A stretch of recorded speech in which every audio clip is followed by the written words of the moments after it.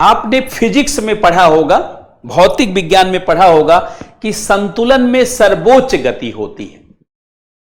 जहां पर संतुलन होता है वहीं पर सर्वोच्च गति पाई जाती है। जैसे अगर आप देखिए कि ये पेंडुलम है, अब ये यहां पर गया, यहां पर गया, तो यहां पर इसकी गति रुक जाती है, फिर ये वापस आता है, फिर यहां जाता है और इसकी गति रुक जाती है। अर्थात यहां पर इसकी काइनेटिक एनर्जी अगर आप देखेंगे तो ये जीरो होती है, और यहां पर भी इसकी काइनेटिक एनर्जी जीरो होती है, लेकिन बीच में देखेंगे तो यहां पर काइनेटिक एनर्जी मैक्सिमम होती है, बीच में गति मैक्सिमम होती है। और बुद्ध ने इसी को आधार बना करके अपना पूरा दर्शन दिया। बुद्ध का फिजिक्स और मैथमेटिक्स बड़ा मजबूत था कि संतुलन में सर्वोच्च गति होती है, इसीलिए उन्होंने मध्य मार्ग की बात की। उन्होंने कहा मध्य मार्ग को अपनाओ, क्योंकि मध्य मार्ग सर्वोच्च गति का मार्ग है। कहा जाता है एक बार भगवान बुद्ध अपने शिष्यों के साथ कौशल राज्य में गए, जहां का राजा उस समय श्रवण था। लोगों ने कहा सर, श्रवण के राज्य में जाने का कोई फायदा नहीं। बुद्ध के साथ उनके सारे शिष्य और उनके सबसे बड़े शिष्य आनंद भी गए। आनंद उनके अपने चचेरे भाई थे, बड़े भाई थे, लेकिन बाद में शिष्य बन गए थे। तो सारे लोग गए, लेकिन सब लोग मना कर रहे थे कि आपको श्रवण के राज्य में जाने का कोई फायदा नहीं, क्योंकि वो बहुत भोगी विलासी है, उसको क्या अध्यात्म से लेना और क्या आपसे लेना।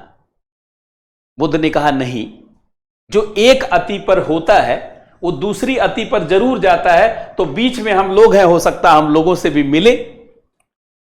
बुद्ध तो प्रज्ञा पुरुष थे, वो भी सब कुछ जानते थे। वो गए, लेकिन हुआ वही जो सारे शिष्यों ने सोचा था।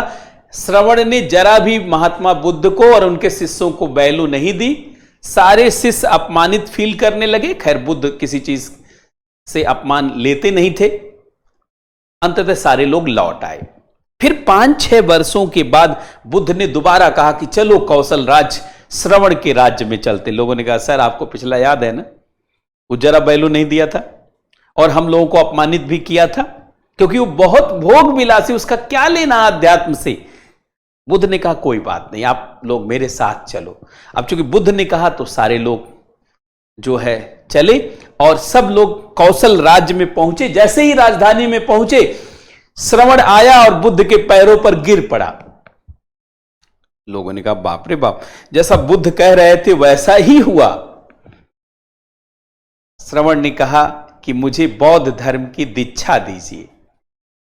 महात्मा बुद्ध तो पहले से ही जानते थे, उन्होंने बौद्ध धर्म की दीक्षा दी, क्योंकि महात्मा बुद्ध को पता था जो एक अति पर है भोग विलास के, वो दूसरी अति पर जरूर जाएगा। वो बहुत त्याग भी करेगा, वो बहुत त्याग भी करेगा। तो महात्मा बुद्ध ने उनको दीक्षा दे दी। अब सारे लोग जो है चलने लगे।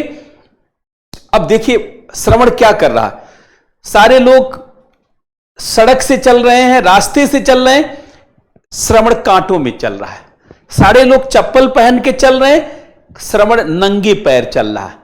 सारे लोग उपवास का व्रत रख रहे हैं, वो निराजल रह रहा है। बड़ा कट। सारे लोग थोड़ा बहुत कपड़े पहनते थे, वो बहुत कम कपड़े पहनता था, सर्दियों में भी नहीं पहनता था। सारे मठ में श्रवण को देख करके बाकी सारे लोग तनाव में आ जाते थे, दबाव में आ जाते थे। जैसे आपके बगल में कोई 12 घंटे 15 घंटे पढ़ने लगे और आप कुछ नहीं पढ़िए तो आप दबाव में तो आएंगे ना। ऐसे अगर कोई आपके बगल में उठ करके सुबह सुबह उठ करके पूजा करने लगे, नहाने लगे, धोने लगे 4 ही बजे, और आप 8 बजे उठते हो, तो आपको गलानी महसूस होगी। थोड़ा सा एक भाव तो आता है कि भाई मैं कहीं नालायक तो नहीं हूं। तो इतना कड़ा कड़ा त्याग करने लगा श्रवण कि बाकी सारे लोग दुखी हो गए। सब लोग बुद्ध के पास गए, कहे सर ये जब से श्रवण आया ना तब से सारा माहौल खराब हो गया। तो बुद्ध ने पूछा क्या हुआ। उन्होंने कहा अरे वो इतना त्याग कर रहा है, इतना कठोर तपस्या कर रहा है कि हम लोग हीन भावना का शिकार हो गए हैं कि हम लोग तो कुछ है ही नहीं उसके सामने। बुद्ध ने कहा कि निश्चित रूप से जब इतना ज्यादा वो कर रहा है तो अव्यवस्था तो आएगी। उसने कहा श्रवण को बुलाइए। श्रवण को कुछ लोग बुलाने गए, आनंद भी गए। श्रवण को कहा गया कि महात्मा बुद्ध आपसे मिलना चाहते। बड़े ही उदार होकर के आया और महात्मा बुद्ध के पैरों पर गिर पड़ा। महात्मा बुद्ध ने कहा, श्रवण, मैंने सुना था कि तुम बहुत बड़े बीड़ा वादक थे। कहा, जी सर। कहा, तुम बताओ, जब बीड़ा के तार बहुत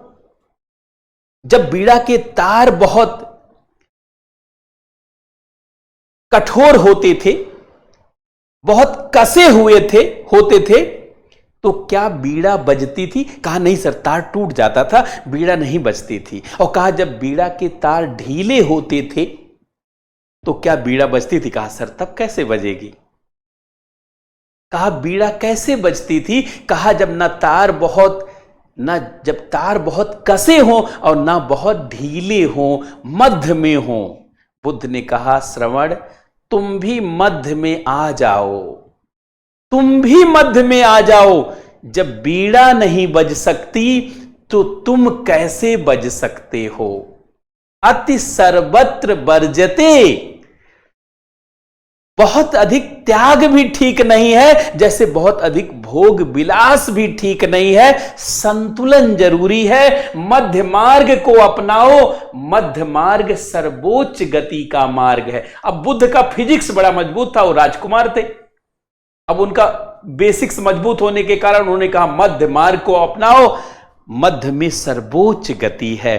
तो बुद्ध ने इस तरीके से एग्जाम्पल देकर के श्रवण को समझाया कि जीवन का सर्वोच्च विकास मध्य मार्ग से संभव है, संतुलन से संभव है, सामंजस्य से संभव है। अति से कुछ भी संभव नहीं है।